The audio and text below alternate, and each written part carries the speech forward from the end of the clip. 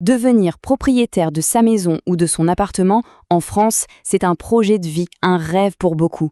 Mais depuis quelque temps, ce rêve se transforme en véritable parcours du combattant. Même avec un bon salaire, un emploi stable, les portes des banques restent souvent fermées. Alors que se passe-t-il vraiment? Pourquoi est-il devenu si difficile d'emprunter? On va décrypter ça ensemble. Pour bien saisir la situation, il faut voir à quel point les choses ont changé. Hier, pas si longtemps en fait, un couple avec des CDI obtenait son prêt presque les yeux fermés. C'était une étape logique dans une vie.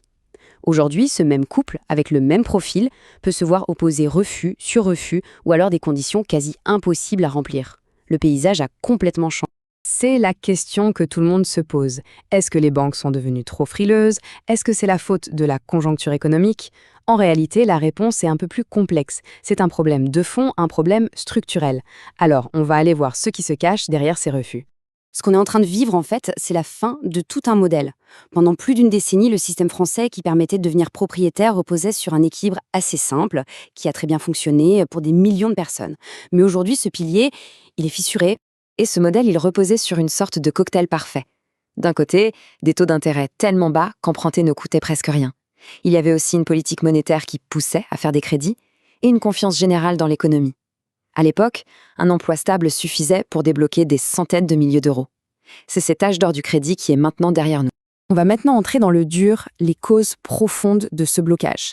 Et la toute première, la plus importante, ce n'est pas une question de confiance ou de méfiance de la part du banquier. C'est une question de calcul. Purement et simplement, l'équation pour obtenir un prêt n'est plus la même. Et voilà le principal responsable. Les taux d'intérêt ont littéralement explosé.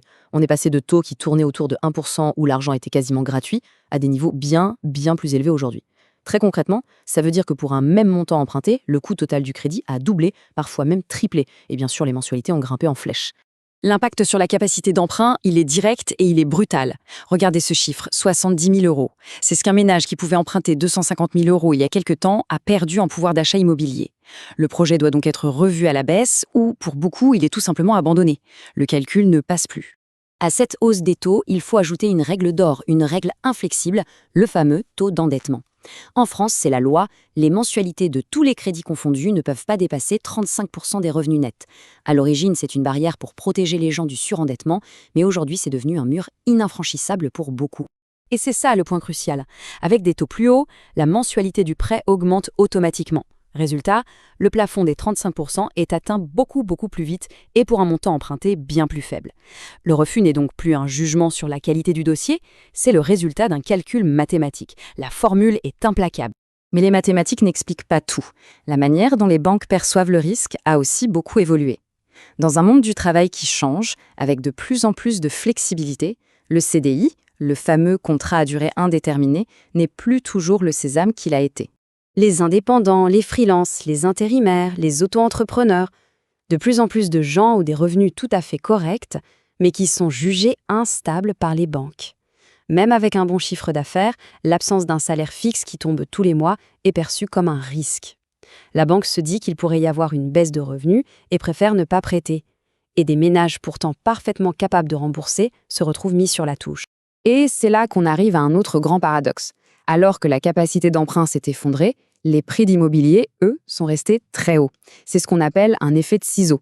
Les acheteurs peuvent emprunter beaucoup moins, mais les biens coûtent presque toujours aussi cher. Forcément, les banques sont plus frileuses. Elles hésitent à financer des biens qu'elles pensent surévalués, car en cas de défaut de paiement, elles ne sont pas sûres de pouvoir revendre le bien pour couvrir la totalité de la dette. Il faut aussi bien comprendre une chose. Une banque n'est pas totalement libre dans ses décisions. Elle évolue dans un cadre très réglementé et elle est aussi influencée par des pressions du système et par des souvenirs qui ne sont pas si lointains. Il ne faut surtout pas l'oublier, le spectre de la crise des subprimes de 2008 plane toujours sur le système financier mondial. Cette crise, qui était née de prêts immobiliers accordés massivement à des ménages qui n'avaient pas les moyens de rembourser, a servi de leçon. Aujourd'hui, les régulateurs, comme les banques, veulent à tout prix éviter la formation d'une nouvelle bulle immobilière. Et cette prudence collective, elle se traduit par un durcissement général des conditions de prêt. Les banques ne font pas ce qu'elles veulent. Elles sont très surveillées par les autorités financières. Elles doivent respecter des règles très strictes. Par exemple, mettre de côté une certaine somme d'argent, du capital, pour chaque prêt qu'elles accordent. Du coup, limiter les crédits, surtout ceux qui sont jugés un peu plus risqués, ce n'est pas seulement un choix stratégique, c'est aussi une obligation pour rester dans les clous de la réglementation. Et puis, il y a cette autre barrière, l'apport personnel. Autrefois, on pouvait parfois emprunter la totalité de la somme sans mettre un euro de sa poche. Aujourd'hui, c'est devenu quasiment impossible. Les banques exigent au minimum 10% et souvent bien plus pour couvrir les frais de notaire et pour se rassurer. Le problème, c'est qu'avec l'inflation qui pèse sur le budget et des loyers très élevés, mettre de côté des dizaines de milliers d'euros, c'est un défi énorme pour la plupart des ménages. Ce durcissement de l'accès au crédit, ce n'est pas juste une affaire de chiffres ou de techniques bancaires. Ça a des conséquences très profondes sur le marché immobilier, bien sûr, mais aussi sur les projets de vie et sur notre modèle de société dans son ensemble. Les conséquences s'enchaînent en cascade. Le marché immobilier est bloqué. Moins d'acheteurs, ça veut dire moins de transactions, donc moins de vendeurs qui peuvent bouger.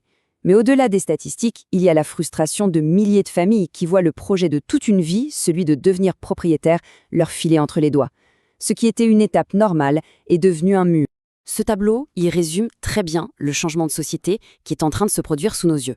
On est en train de passer d'un modèle qui visait à faire de la France un pays de propriétaires à un autre modèle où être locataire pourrait devenir la norme pour une majorité de la population. Et ça pose une question fondamentale, celle de la concentration du patrimoine immobilier entre les mains de ceux qui ont encore les moyens d'acheter, et donc d'un accroissement des inégalités. En conclusion, il faut vraiment retenir ça. Le nom d'une banque est rarement personnel. C'est la réponse logique et rationnelle de tout un système face à une sorte de tempête parfaite. D'un côté, la hausse brutale des taux, de l'autre, des règles de protection qui se retournent contre les emprunteurs, des prix immobiliers qui restent trop hauts et une incertitude économique générale. Tous les voyants de la prudence sont au rouge. Le résultat de tout ça, c'est un crédit qui se fait plus rare, un accès à la propriété qui se referme et un sentiment d'injustice qui ne cesse de grandir. Et ça nous laisse avec une question en suspens, une question qui va bien au-delà de l'immobilier, qui touche au cœur même de notre contrat social. Si même en travaillant, en épargnant, en étant prudent, on ne peut plus acheter, alors que reste-t-il ?